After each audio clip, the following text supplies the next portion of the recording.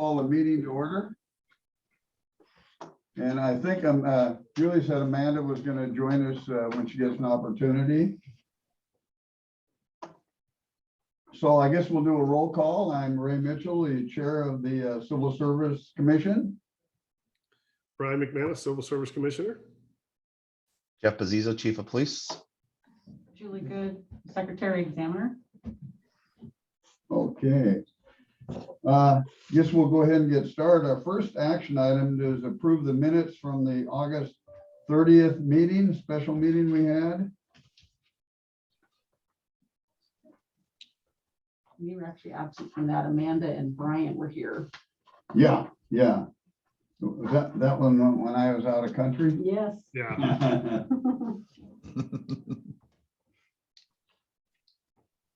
Does anybody have any questions or issues with the minutes? None from me. And I make a motion that we accept the minutes as written. Second the motion. Your second, all in favor? Aye. Okay. This is Been so accepted. Right. I always feel like I'm on some kind of a talk show or something where they're going to punk me on one of these things, right? I gotta take these No glasses formal. off. Okay, the next item on our is to approve the lateral police officer testing eligibility list. And Brian, have you had an opportunity to look at that list? I have no questions. Okay. Are there any questions or comments about the list? No, sir. Chief, how many openings do we currently have? 5. 5. Well, actually 3 we'll get, and starting in June of next year, we'll have 5. But if we find the applicants, I've been given permission to move it up and ask for the council to approve of hiring them right away. So, and then we'll actually have 6 once Mr. Brooks decides to retire. He's holding off until I get my deputy chief in place. So he's Okay, actually great. delaying until I get that all. So we could conceivably make offers to all 3 of these people on the lateral list. I would hope we could. That is the plan. That's the plan, yeah. All right. Are there any questions or comments about the list? No, I can make a motion to approve the list, right? Okay, I make a motion, we accept the list as written. Is there a second? I'll second it. All in favor? Aye. Aye. Okay, I'll sign that in a bit. And Okay. on agenda item C, I need to amend that. Agenda item C shouldn't read continuous testing. It should just be the entry-level police officer eligibility list. Please. So cross out continuous testing. There you go. Oh, okay, all right. I'll sign that in a moment. Okay, the next action item is to approve the entry-level police officer eligibility list. And I see we have 5 candidates on there. Now, these are not currently police officers, so they would have to go to the academy and everything. Yep, they would have to go to the academy, and right now I'm about 8 to 9 months out once I hire them and get a date. That's what the CJTC is looking at. We were just at the Chiefs Conference last week, and they are asking for supplemental budget to approve 2 more additional classes in 2022. So my fingers are crossed that we could actually get some of that time speed or, sped up, but we'll see. My goal is if we will hire these folks, that we will just probably get them into the community and doing community projects while they're waiting. And then I've got like evidence disposal and those kinds of things that they can get exposed to, do their orientation, those kinds of things that we need to get done prior to them going to the academy. So fingers crossed. Yeah, now, Chief, that 8 to 10 months, is that primarily just because there's such a demand right now for officers? Yes. Yeah. Yep. It's on the east side and the west side. So there's academy over in Eastern Washington at the Spokane County Sheriff's Office Training Center. And then they have one down at CJTC, but it's very competitive to get your folks in there because everybody's in competition to get their people signed up. So. Now, does Seattle have its own academy? Yes, sometimes yes and no. It depends on how big of a class they have. Okay, so there's no chance of us getting our officers in that. No, we would not be able to do that. That's just specifically for Seattle PD. Oh. They're trying to do away with the remote trainings. They don't feel like that it's the quality of training that needs to be done. So they're trying to bring everything back to CJTC and happen in the CJTC or over in Spokane County. Those are the two major ones. So, and I mean, it takes instructors and, the curriculum, making sure it's being taught right, especially in today's culture. We have to make sure things are done right. So they're working on it. It was a great conversation last week. Chief, are you at liberty to share with us any bonuses or any incentives that we're offering lateral officers? Lateral officers, $10,000. So once they complete FTO, they get the first $5,000. And then after they get off probation, they get the next $5,000. Okay, and that's pretty much, that's average probably, isn't it? I know some departments are much higher. Way higher now, 25,000. I know one agency just got a hold of me for their assistant chief's position. That's 180,000 plus a $25,000 sign-on bonus. So it is getting very competitive. Seattle PD is bringing their officers back, and they actually have officers coming back because of the new council and the new mayor and the new prosecutor. They're paying them $25,000 to return back to their agency, and they're getting lots of people lining up at the door. So wow. Now this is SPD officers who have quit. And they want who to have come back. gone to other agencies and now they want to come back. Wow, that's interesting. Yeah. Well, do you think there's be an opportunity before our council to increase our bonus? No, we've already done it for $10,000 next year in the budget. We've already done that. So, Okay, all right. Thank you, Chief. yeah. I guess I'll make a motion that we accept the entry-level police officer eligibility list. Is there a second? I'll second the motion. All in favor? Aye. Okay, thank you, Brian.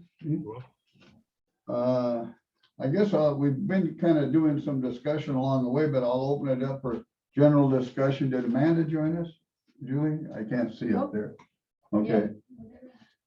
Brian or Chief, you guys have anything you want to share? Yeah, I'll wait till Amanda comes on here and see if she's connected with audio. Amanda, are you Oh, I there? see her name there now.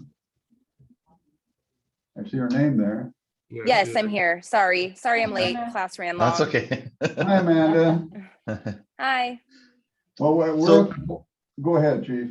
Yeah, so the only discussion that I just have up is we just lost a lateral candidate that was in competition with Bothell PD. And the reason that he said that he did not choose our agency was because our background process took a little bit longer. Unfortunately, once we received his background, it stayed stagnant for about a week. And, we need to look at our processes. So we're looking with HR and working with HR to see if we can anyway speed up our process to get those reviewed quicker. When the process comes, the backgrounds come in, they're about 240 some pages long. So it takes a little bit of time to get through them, but we can speed up that process, and I'm hoping we can work with HR to get that process sped up a little bit. I've had two backgrounds come in, one for the deputy chief and one for the lateral position. But if these guys are saying that they're choosing other agencies because our background is taking too long compared to the other ones, and we got to figure that out. We got to get that stuff done. So I don't want to lose another applicant.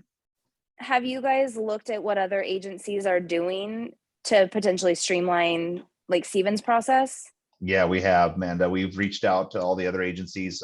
Everybody's pretty much using public safety testing, but the increase of trying to hire is becoming even more harder because people are just asking for many backgrounds and trying to keep it independent, not have anybody in the house do it because of the confidentiality and stuff like that. It's very hard. If we're not a large enough agency to have a background investigator, we have a couple people trained, but the confidentiality is piece for me is I want to keep it independent because I just don't want people talking about other people's backgrounds.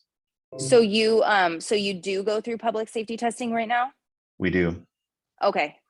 Hey, Chief, have you reached out to like the Snohomish County Sheriff's Department? I know they did a lot of work the last couple of years. I actually helped them with it to kind of speed up their processes and stuff. Have you talked to anybody over there? Yeah, I have. I talked to the lieutenant over there and talked to them. I've talked to the state patrol. They're running into the same issues. It's just, getting the timing back. Once you receive that, you've really got to get it in-house for us to review it, for myself to review it, and then the HR director to review it. It's got to be a quicker process. And so we're looking at internally how to speed that up a little bit. So Good.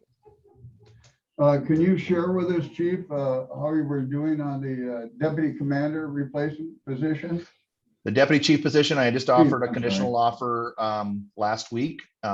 His medical was done, or no, psychological was done yesterday. His medical is set up for December timeframe. So I'm hoping to have him, hopefully, if everything works out, hired probably middle of January. So that's our opening, and you said we have 5 officers openings. Right now, yes, we have the traffic Wayne, who just retired. We have his position opened up. I have 2 that I got in the budget last year, or this year, 2021. And then I have 2 additional positions that they gave me for next year's budget in 2022, which hopefully will be confirmed tonight at the council meeting.